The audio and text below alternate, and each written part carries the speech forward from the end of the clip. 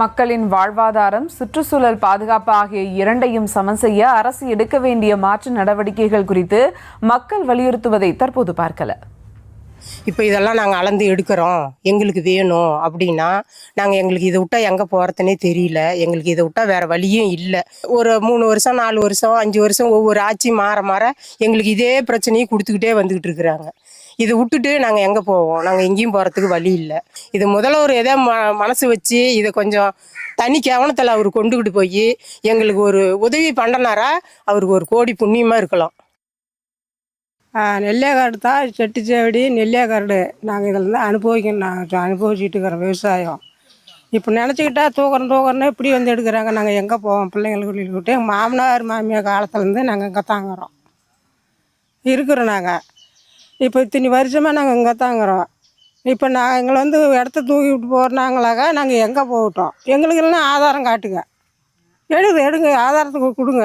எங்கே எங்களுக்கு என்ன எங்களுக்கு வசதி கொடுக்குறாங்களா அட்டட்டும். நாங்கள் விடமாட்டோம். நாங்கள் இருக்கிற இடத்த நாங்கள் விடமாட்டோம். இந்த ஏரியாவில் இருக்கிற எத்தனை பேரும் நாங்கள் போராட்டம் பண்ணுவோம். கஷ்டப்பட்டுக்கிட்டு உழைச்சி நாங்கள் கஞ்சி குடிச்சிக்கிட்டு இருக்கிறோம்.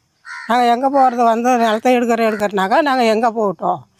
இல்லை எங்களுக்கு என்ன வழி கொடுக்குறீங்களோ கொடுங்க.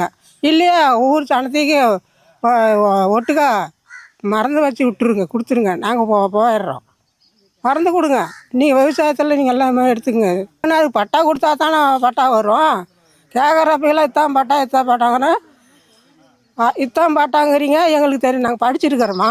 எங்களுக்கு தெரியுமா இது பட்டா ஒரிஜினல் பட்டான்னு தெரியுமா?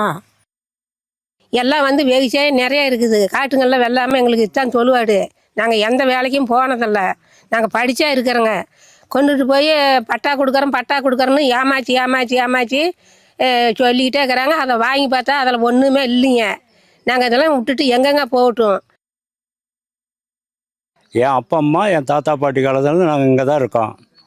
இப்போ வந்து திடீர்னு கலைஞர் பீரியடில் 1999 பட்டா கொடுத்தாங்க. அதே ஏறாமல் இருந்து இப்போ நாங்கள் கேஸ் போட்டு போராடி ஒரு 16 பட்டா ஏற்றிருக்கிறோம். மீதி பட்டா எதுவுமே ஆன்லைனில் ஏறல. இப்போ திடீர்னு வந்து அதை நிலம் அளக்கிறோம் அதை அளக்கிறோன்னு பிரச்சனை பண்ணிட்டு இருக்கிறாங்க. ஏற்கனவே அந்த குப்பையை கொண்டு வந்து கொட்டி தண்ணிக்கு எடுத்தாங்க, மண் வளத்தை கெடுத்தாங்க.